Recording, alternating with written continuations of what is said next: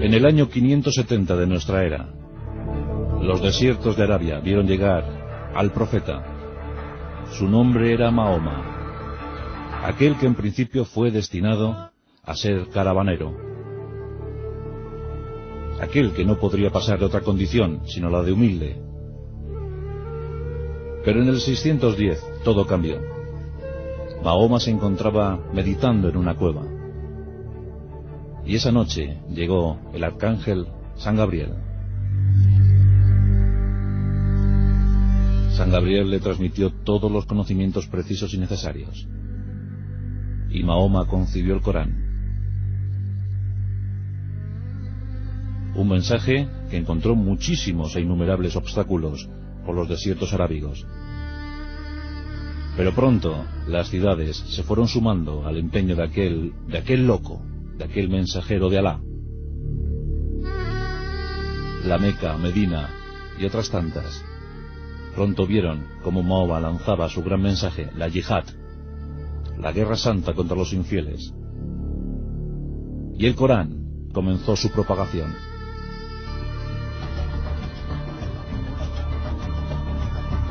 Durante décadas, los territorios, los países cercanos a Arabia, fueron sumándose al empeño de Mahoma.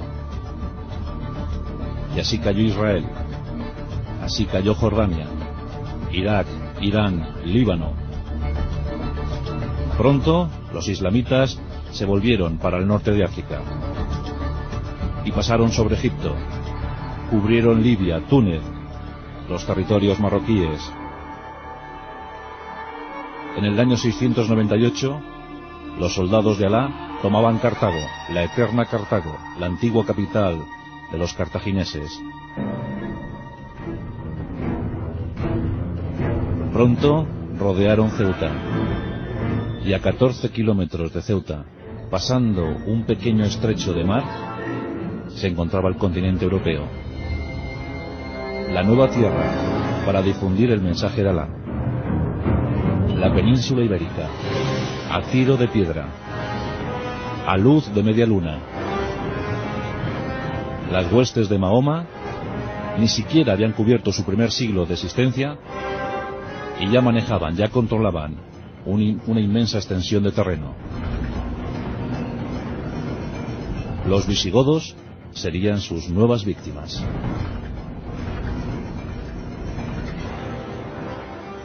Año 710. Nos encontramos en plena guerra fratricida. Los visigodos dirimen sus cuitas, pugnan por el linaje, pugnan por el trono. Diversas facciones quieren controlar ese trono para gobernar Hispania. De un lado, los hijos de Bitiza, el fallecido rey, el legítimo rey. En el otro extremo, los seguidores de Don Rodrigo, el gran duque de la Bética. Unos y otros luchan de forma desaforada, luchan de forma cruel y despiadada por el control de la corona y el territorio. Son meses intensos, llenos y cubiertos por las batallas, cubiertos por la sangre goda. Bitiza había muerto demasiado joven, con apenas 30 años, y sus hijos eran muy pequeños para asumir ese trono. Don Rodrigo se vio facultado para optar, para ejercer su opción, y en pocos meses lo consiguió. En el año 710 era proclamado rey, y Agila II, o Achila II, el hijo mayor de Bitiza, debía conformarse con una retirada humillante. Sin embargo, los hermanos de Bitiza pensaron en un apoyo exterior, en la alianza con el exterior. Otros reyes visigodos ya lo habían hecho. El caso de Atanagildo, llamando a los bizantinos, o el caso de Sisenando, llamando a los francos. ¿Por qué no llamar a los musulmanes, al nuevo poder emergente? Sí, ellos ayudarían. Los bitizanos recuperarían la situación y después de unas rapiñas, después de algunas correrías, los musulmanes se retirarían. Al fin y al cabo, ¿qué podían buscar en Hispania? El pensamiento de los musulmanes era otro bien distinto, aunque en principio aceptaron el pacto. Aceptaron participar en esa guerra civil. Sí, participarían como tropa auxiliar. Año 710. Rodrigo asume la corona y un capitán musulmán llamado Tarif inicia una pequeña incursión con tan solo 500 hombres, pero que va a ser muy productiva. Tarif, con unas pocas naves, arriba en las costas de Cádiz.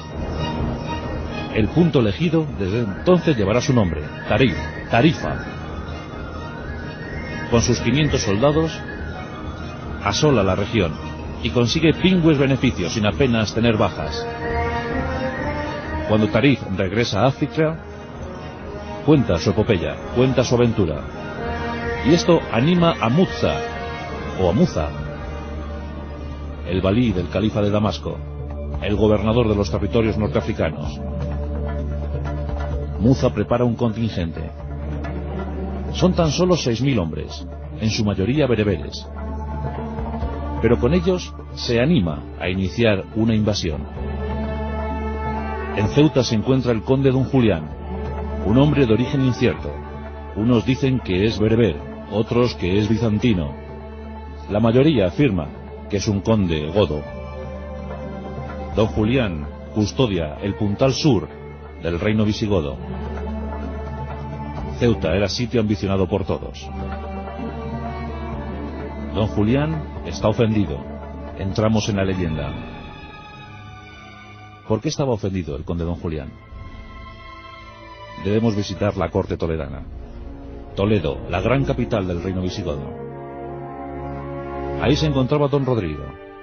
Y en su corte, pues jóvenes de diferentes procedencias, jóvenes que se culturizaban, se preparaban en la corte toledana para asumir futuros empeños. Los chicos se preparaban para ser custodios, gobernantes de ciudades o prepararse para la milicia. Las chicas preparaban sus matrimonios, los mejores matrimonios. Florinda era la hija del conde Don Julián. Florinda era hermosa. Florinda tenía una piel aterciopelada. Don Rodrigo pronto se fijó en ella. Florinda además le quitaba la sarna a Don Rodrigo con un alfiler de oro, un delicado alfiler de oro. Y lo hacía con tanto esmero que pronto el rey godo se fijó en ella. Pero no quiso cortejarla. Simplemente, llevado, movido por la lascivia, forzó a la joven. La chica, avergonzada, envió un mensaje a su padre. Una nota secreta, un huevo podrido en medio de muchas ofrendas. El padre entendió que su hija había sido desflorada. En enero del 711, el conde Don Julián se presenta en la corte toledana y exige al rey que le devuelva a su hija. El pretexto, la excusa, es que la mujer de Don Julián está muy enferma y que solo la visión de su hija Florinda la puede aliviar, la puede curar. Don Rodrigo no desconfía y entrega a Florinda a su padre. Don Julián regresa a Ceuta. Más ofendido que nunca, inicia las conversaciones con Muza. Todo está dispuesto. Los bereberes impacientes por el botín que ya se aventura. Abril del año 711. El conde Don Julián cede gustoso 4 hermosas naves para el traslado de las tropas. Los bereberes estaban considerados como los mejores jinetes de la época. Cabalgaban a lomos de sus alazanes, los pequeños caballos del desierto. Caballos ágiles y muy vistosos. Los árabes eran expertos en la acometida. Manejaban perfectamente la situación en cualquier campo de batalla. Estaban dispuestos a conquistar Hispania. Durante algunas noches, los barcos van y vienen, un constante trasiego, hasta que finalmente los 6.000 soldados del Islam son situados en un peñón, cerca de un peñón. El comandante de aquella expedición era Tarik, la mano derecha de Muza. Aquel peñón llevará desde entonces su nombre, la montaña de Tarik, Gibraltar. Los 6.000 hombres inician sus correrías por Cádiz. Sancho, el sobrino del rey don Rodrigo, intenta parar aquello y envía pronto noticias a su tío. Envía noticias a la corte, pero don Rodrigo se encuentra en Navarra. Está luchando, está intentando sofocar un nuevo levantamiento de los vascones. Mientras tanto, las victorias que está cometiendo Tarik llenan de optimismo a Mucha y envía nuevos voluntarios. A los 6.000 iniciales se agrupan otros 6.000, se juntan otros 6.000. Ya son 12.000 soldados. ¿Qué podrá oponer ante esa fuerza invasora el rey don Rodrigo? El abrumado rey don Rodrigo, con más prisa que pausa, baja, recorre toda la península, intenta reclutar todas las tropas posibles. Llevaba su ejército personal, la guardia personal del rey don Rodrigo, además el cuerpo principal del ejército, numerosas tropas clientelares y algunos voluntarios que se suman al esfuerzo. La vieja crónica nos habla de 100.000 hombres. Esta cifra debemos rebajarla notablemente. Mirando entre los archivos de algunos investigadores, podemos deducir que la tropa que se logró reunir giraba en torno a los 40.000 soldados. 40.000 hombres, que en principio debían ser suficientes para acabar con aquel intento de invasión. Nos acercamos al momento fatídico. Nos acercamos a ese 19 de julio del año 711, en las riberas del río Guadalete. Se empieza a gestar la batalla decisiva. A un lado los visigodos. Al frente de esos visigodos, de esos 40.000 visigodos, el rey don Rodrigo, que ocupa el cuerpo central del ejército godo. En los flancos, la fatalidad. Los propios hermanos de Bitiza. En esos momentos de peligro, el rey don Rodrigo ni siquiera consideró que aquellos hermanos de Bitiza podían ser desleales a la causa goda, y les cedió los flancos de su ejército. Frente a ellos, 12.000 hombres muy motivados del Islam. El afán de riquezas, la captura del botín deseado, les movía a ser los mejores soldados de aquel año. 19 de julio del año 711. Comienzan los combates. Se prolongarán durante casi una semana. Entre el 19 de julio y el 26, miles de hombres entraron en combate. Las bajas cubrían las riberas del río Guadalete. La carga de la caballería musulmana era frenada con ímpetu por la caballería visigoda. A un lado y a otro iban cayendo de una facción y de otra. Durante muchas jornadas la suerte fue incierta para los de un bando y para los de otro. Los musulmanes estaban empezando a sufrir demasiadas bajas. Aquel ejército no podría soportar mucho más las acometidas godas. Don Rodrigo estaba confiado, vestía sus mejores galas, le acompañaba el tesoro real. Sería una gran victoria para el pueblo godo. Pero en lo peor de la batalla, en el momento crucial de la batalla, los hermanos de Bitiza, entre ellos el obispo de Sevilla, Don Opas, y el antiguo traidor Sisberto, se pasan en masa a los musulmanes. Los godos afines a don Rodrigo quedan desconcertados. ¿Qué está ocurriendo? ¡Traición!, gritan en el campo de batalla. La guardia personal de don Rodrigo cierra filas en torno a su líder. Los musulmanes, enardecidos por aquel refuerzo inusitado, atacan con más virulencia que nunca. La caballería musulmana, los arqueros, lanzan todo lo que tienen contra los godos de don Rodrigo. Todo está perdido. Hispania está perdida. En ese momento ni siquiera los bitizanos eran conscientes de lo que estaba ocurriendo. Lo que ellos entendían como una alianza se iba a convertir en una auténtica ocupación, en una auténtica invasión de su territorio. La leyenda nos habla de un rey don Rodrigo apesadumbrado. Unos dicen que murió en combate, otros dicen que a manos del propio Tarik. Otros nos cuentan que don Rodrigo se fue a purgar sus culpas, pensando en la cava Florinda. Se internó en una sepultura cubierta por las serpientes y dejó que éstas hicieran su trabajo. ya me come, por do más pecado había. Lo que parece más factible es que don Rodrigo escapara con un puñado de leales hacia la antigua Lusitania. Allí, siglos más tarde, se descubriría una lápida en la que rezaba Roderico Rex. En Viseu, en Portugal, podemos encontrar esa lápida. Ese 26 de julio del año 711 fue el principio del fin para los godos en Hispania. Nunca más volvieron a ser una fuerza combativa. Los musulmanes tan solo habían sufrido 3.000 muertos. Tan solo 3.000 muertos. La cifra de bajas en el campo godo ni siquiera se contó. Es de suponer que triplicó el número de los musulmanes. La desbandada fue total. Algunos grupos de godos se refugiaron en localidades cercanas. Allí se intentaron atrincherar, presentar algún tipo de resistencia. Fue el caso de Écija. Otros huyeron hacia Toledo, pero el inmenso tesoro real se había perdido. Prácticamente se había perdido en la batalla. Había sido capturado por las tropas, los hombres de Tarik. La recompensa fue extraordinaria. 250 dinares para cada uno de los soldados supervivientes en la batalla. La noticia llegó al norte de África. Y pronto, Musa envió nuevos voluntarios. Se alistaron como nunca 18.000 nuevos hombres que reforzarían a los hombres de Tarik. Con 27.000 efectivos, Tarik inicia la ocupación de Hispania.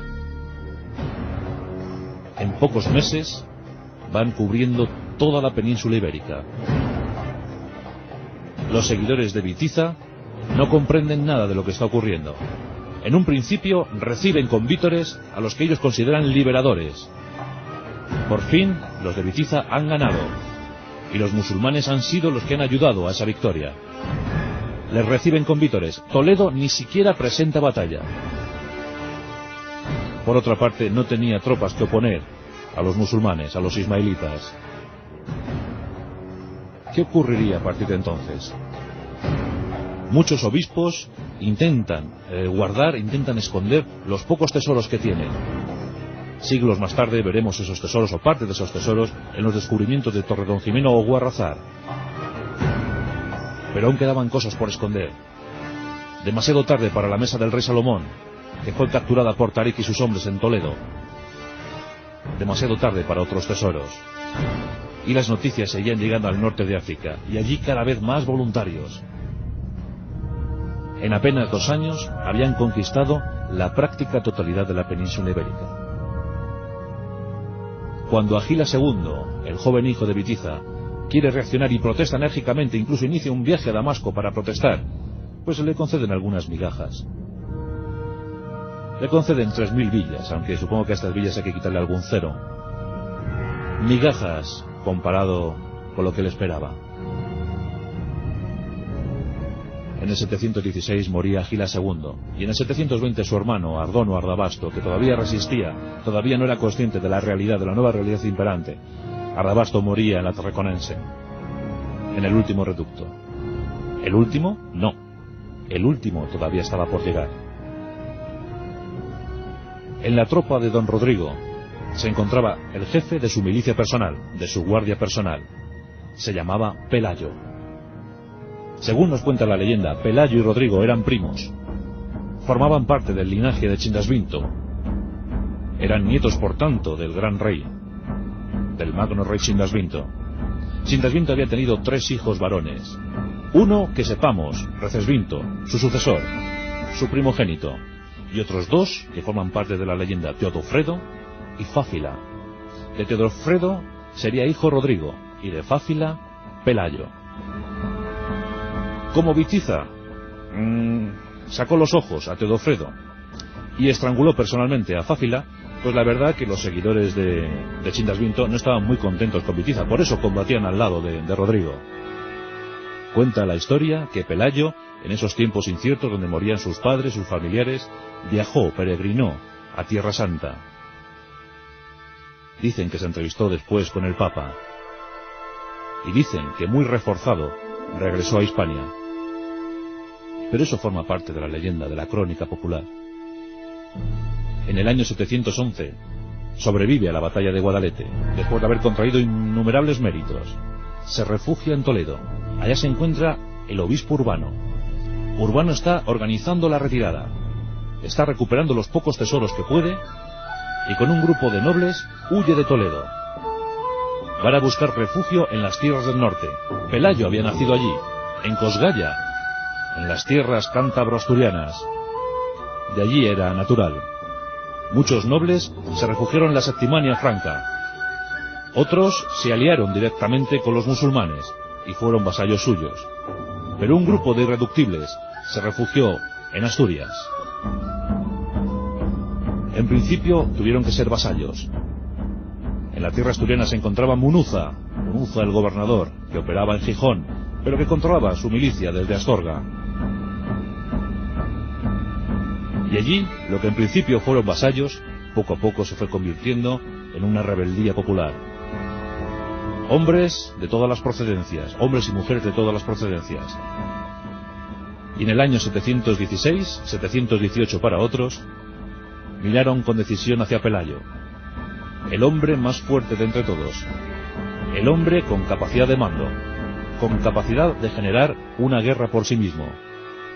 Pelayo, un auténtico héroe para los godos supervivientes, dispuestos a recuperar la legitimidad histórica, dispuestos a recuperar el territorio perdido, dispuestos a recuperar Hispania para los cristianos, porque esto ya se había convertido en una guerra de religión.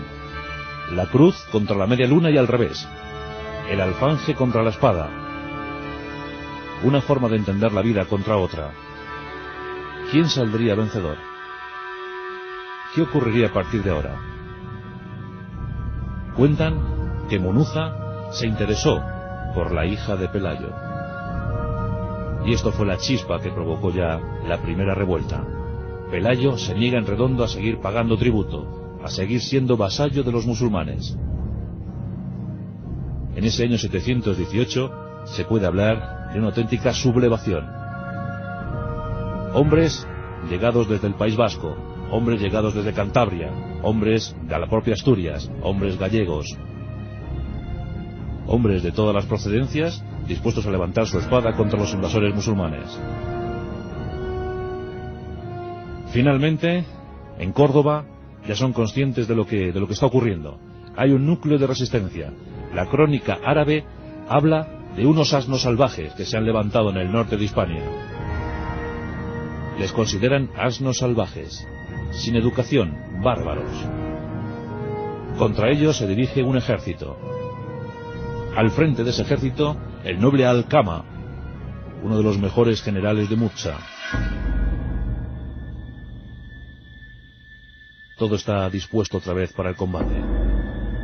Pero en torno a Pelayo, que no sabemos bien todavía si había sido proclamado siguiendo la costumbre goda, rey, o más bien era un caudillo, encontramos a muy pocos efectivos.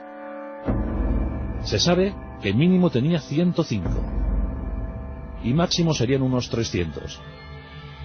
Con esa exigua cifra, Pelayo se tuvo que mover por las montañas de Asturias. Establece su centro de operaciones en Cangas de Onís, su pequeña corte. Desde allí inicia las operaciones. La montaña de Asueva será su refugio inexpugnable. Según la crónica musulmana, 187.000 hombres fueron dirigidos hacia Asturias. Esta cifra, por supuesto, tenemos que rebajarla ostensiblemente y dejarla en torno a los 20.000, que no eran pocos para los apenas 300 de Pelayo. El ejército musulmán va llegando a las estribaciones de los picos de Europa. Están muy confiados en su victoria. Pero Pelayo tenía la razón de la tierra, la razón de su linaje, la razón de más de 300 años de prevalencia en Hispania. 300 años donde la sangre se había hecho muy fuerte. Los árabes no estaban dispuestos a dejar pasar una oportunidad única, porque Hispania era uno de los objetivos, pero no el único. Por delante se encontraba el continente europeo. Saltarían a Francia, después, quién sabe. Por tanto, aquellos asnos salvajes, aquellos asnos del norte de Hispania, no iban a ser obstáculo para que siguieran avanzando los musulmanes. Los 20.000 hombres de Alcama se dirigen hacia Asturias, empiezan a entrar en el territorio. Los hombres de Pelayo, nerviosos, contemplan la escena imponente. Un ejército con honderos, con arqueros, con lanceros, con muchísimos jinetes. ¿Serán capaces de frenar aquello? En ese momento, Pelayo recibe una visión. En el cielo ve una inmensa cruz bermeja, el pendón perdido de los godos en Guadalete. Por si fuera poco, se le aparece la Virgen. Nuestra Señora se le aparece, para anunciarle que la victoria sin duda alguna estará a su lado. Después de esa visión, un ermitaño, dicen que surgido de la bruma, le entrega una cruz confeccionada con las ramas de un roble. Será la cruz de la victoria. Pelayo, más convencido que nunca, decide presentar batalla.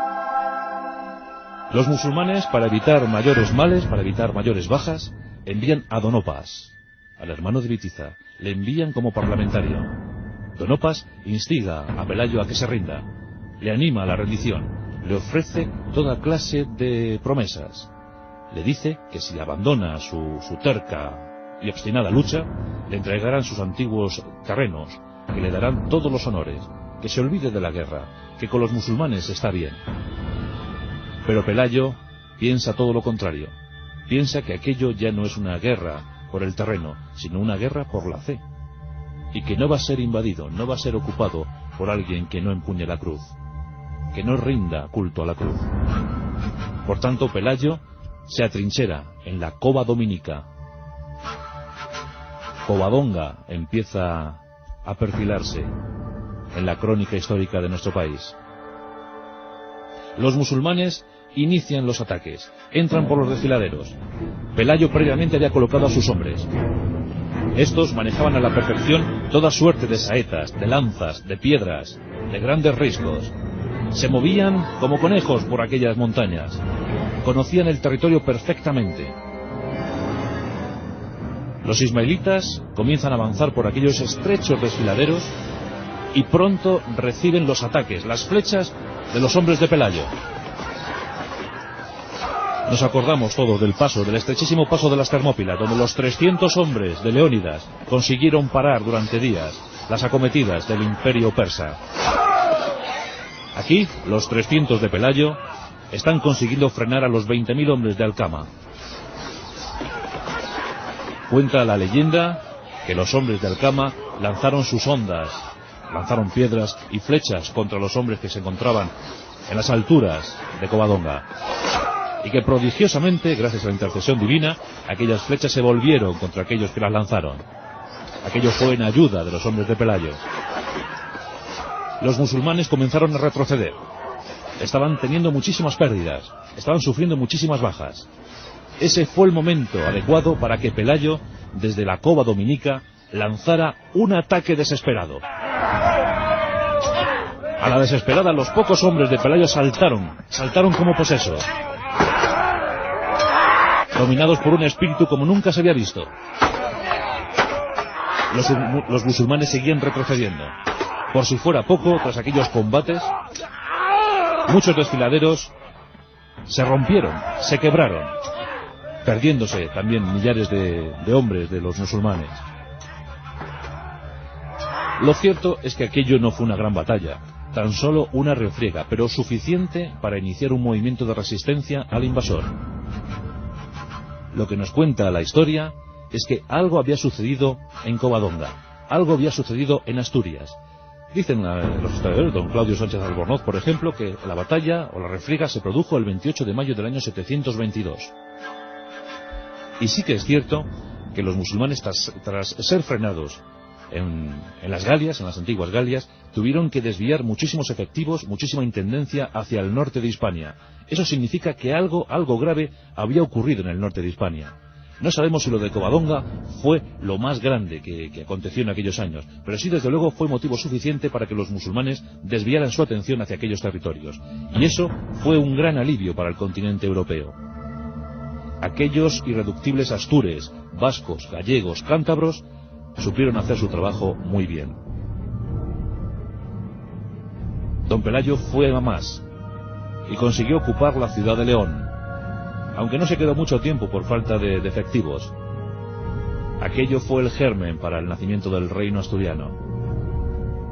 Desde Cangas de Onís, durante muchos años, Pelayo estuvo combatiendo. Dicen que era frenético, que nunca veía tiempo para el descanso, que luchaba una y otra vez, que acudía a cualquier frente de batalla, y que no pudieron acabar con él. En la crónica musulmana se nos cuenta que aquellos 300 fueron siendo reducidos hasta que tan solo quedaron 30 hombres y 10 mujeres, decían los árabes. 30 asnos. ¿Qué se puede hacer con